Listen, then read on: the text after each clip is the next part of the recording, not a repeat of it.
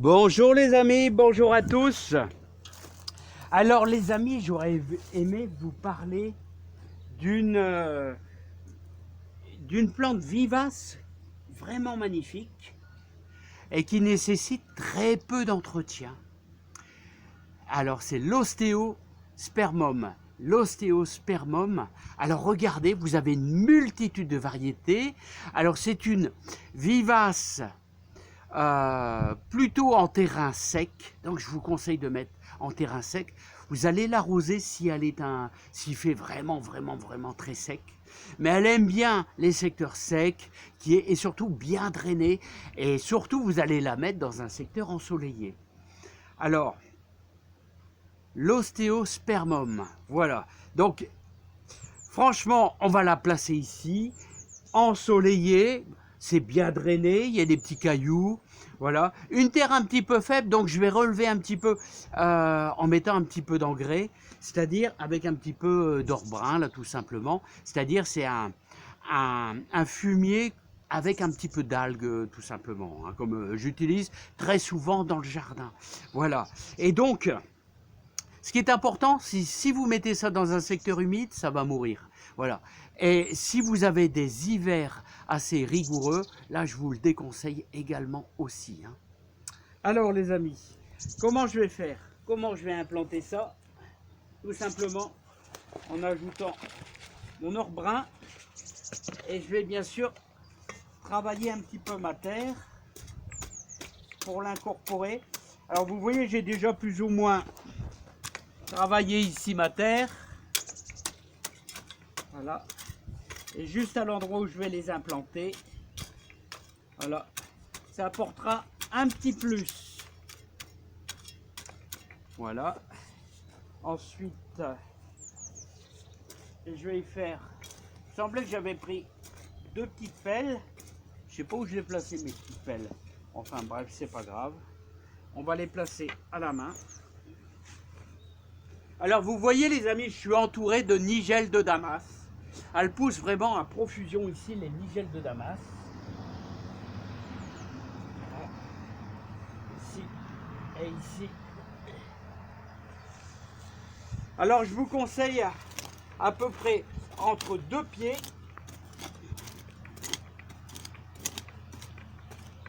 Une trentaine de centimètres entre 2 pieds de fleurs. Alors c'est une vivace, elle résiste assez bien, mais elle résiste jusqu'à -5. Donc, voilà.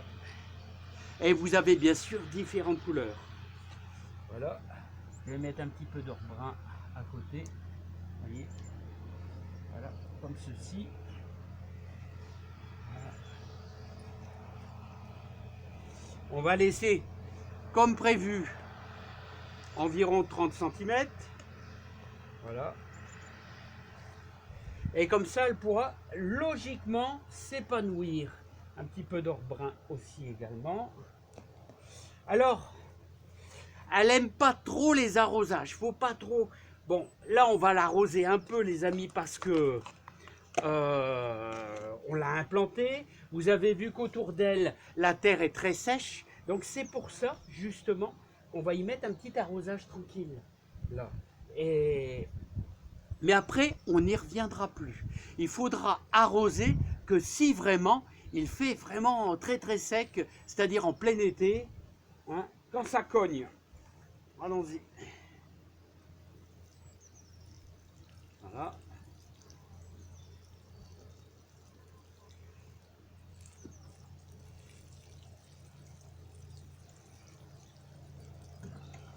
Voilà. Alors vous voyez, là ça y est, maintenant on les a implantés. Donc terrain vraiment pas très humide, exposition ensoleillée et distance entre chaque pied, je vous conseille une trentaine de centimètres. Sachez que elle résiste donc jusqu'à -5. Sachez qu'un petit voile d'hivernage de protection, si jamais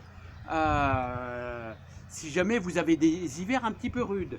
Alors sachez qu'elle fait des graines et donc elle peut se multiplier tout autour là sur vos parterres. Et je vais vous faire voir maintenant une belle petite réussite au sujet au sujet des géraniums vivaces qui sont magnifiques. Voilà, donc ici c'est implanté. Alors, ostéospermum.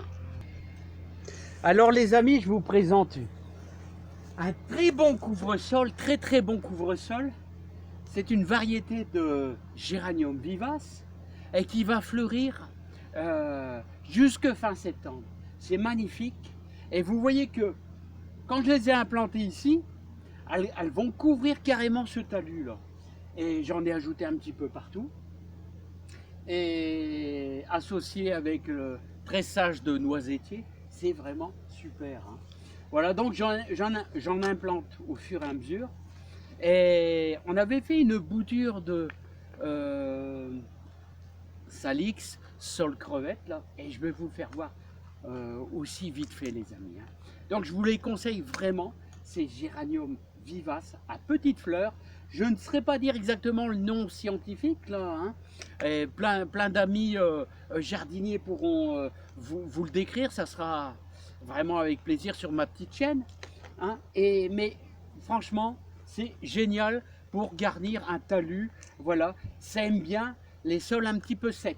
Voilà, hein. Regardez. Alors, je vais vous les faire voir vraiment de près. Hein. Alors, regardez. Associé avec un petit peu de lavande. Là, vous voyez, associé avec un petit peu de lavande. Que j'ai, d'ailleurs, c'est de la lavande bouturée. Et je vais essayer de vous faire voir un petit peu les fleurs de près. Si monsieur le smartphone veut bien cadrer, je crois que c'est bien, je crois que c'est bon. Hein. Difficile à dire, hein, je ne vois pas très bien.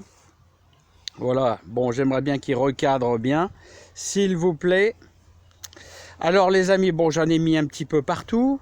Regardez ce petit Salix là, qui a très bien repris. On a fait la bouture, n'oubliez pas, ensemble. Hein.